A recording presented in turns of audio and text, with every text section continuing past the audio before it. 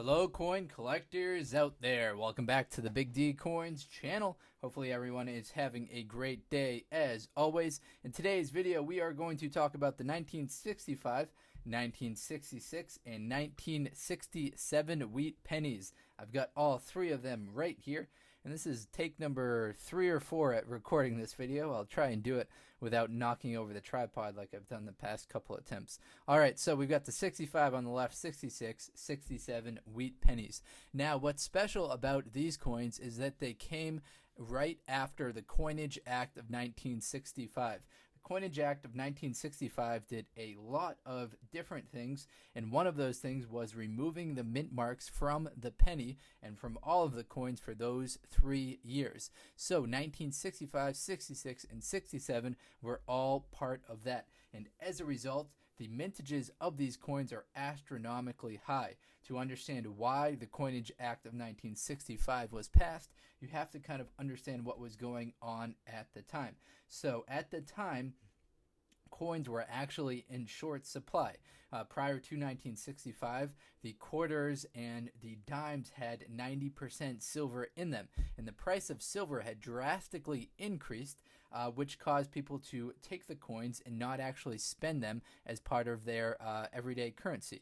In addition, coin collecting was becoming rather popular as people were hoarding onto these silver quarters and dimes. People were also trying to find pennies. And one of the things that people really liked about the pennies was the different mint marks on them. So it would be very cool if you were like me and lived on the East Coast and you found a penny that had a D or a S mint mark on it, indicating that it came from San Francisco. A lot of people on the East Coast were hoarding those pennies, while people on the West Coast were hoarding the opposite penny. They were hoarding the Philadelphia penny.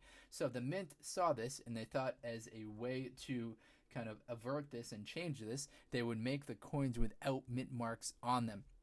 So that's why if you're looking for a 1965 DRS, 66 DRS, 67 DRS, you are not going to find them. They will all look exactly like this coin right here, this one, and not have any mint marks on them. A result of that is that they will have higher mintages across the board for all three of these because there was a coin shortage going on, so they increased the mintage and they made them at all three of the mints, the Denver, the San Francisco, and the Philadelphia, but they didn't put any mint marks on them. So let's get into the mintage. Mintage is how many coins were made. Now this video of course is intended more toward beginner coin collectors. Maybe you just came across these three pennies and you want to know the value of that. We'll address that in the video, of course. I've also made several videos about this time period, the 1960s, because it is quite an interesting time. Alright, so 1965, the penny on the left right here, the mintages on this one, there were 1 billion, that's right, 1,497,224,000 of these coins were produced. If you thought that was a lot, wait till you get to 1966. In 66, there were 2,188,147,000 of these coins produced. And then the next year, if you thought that was a lot, they outdid themselves again. In 1967, there were 3,048,667,000 of these produced. So we went from 1 billion, 2 billion to 3 billion of these made. So that, unfortunately, decreases the value of the coins substantially. If you've got a 1967 penny, congratulations, it is one of 3,048,000,000 of them that were made. So unfortunately, your coin isn't going to be worth a lot of money. Now, all of them will not have the mint mark. They'll also have the Lincoln Memorial reverse to it. The Lincoln Memorial reverse started in 1959, and they replaced the Lincoln wheat ears reverse. So we had the wheat ears reverse, and then 1959 brought over the Lincoln Memorial reverse. So another aspect of the Coinage Act of 1965 was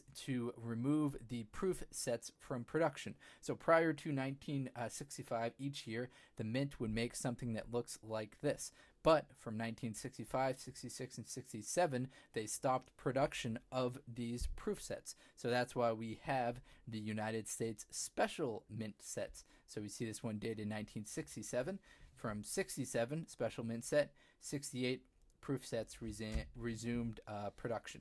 So let's open up this for you, take a quick look at it. Now, I've made more in-depth videos about these special mint sets before, so if you find this information fun and informative, feel free to check out one of those other videos. Now, what I'm going to do is put a circulated penny right here next to the special mint set penny, and you can see that the special mint set penny is looking great, looking uncirculated. Now, you might think about taking this coin out of the holder and getting it graded.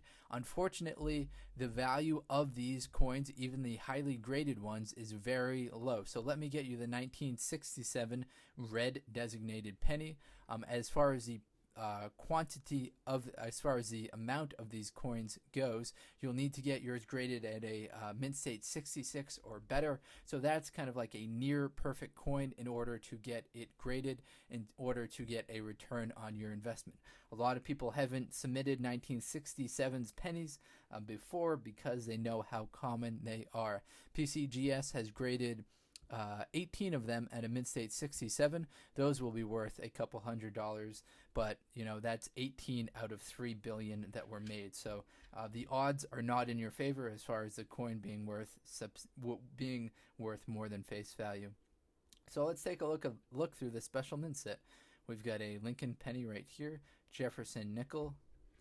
We have the Roosevelt dime, the Washington quarter, and then we have the Kennedy half dollar. So these are all the coins that come in the special mint set. And then on the here's the reverse side of it: Kennedy half dollar, Washington quarter, dime, nickel, and penny. Flip it over back to this side. All right, everyone, that's all the info that I've got for you today. Hopefully you enjoyed watching this video. If you are into coin collecting, please do check out some of the other videos on this channel. If you tuned in hoping that your 1965, 66, or 67 Lincoln penny would be worth a lot of money, unfortunately it's not, but maybe you want to hold on to it anyway so you can start building your own coin collection.